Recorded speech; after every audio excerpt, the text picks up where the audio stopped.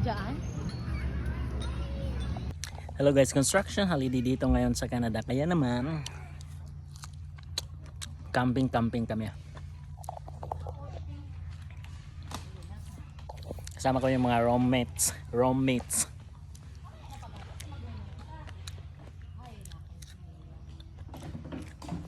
Ang ganda lang dito. Tingnan. Feel ang natures.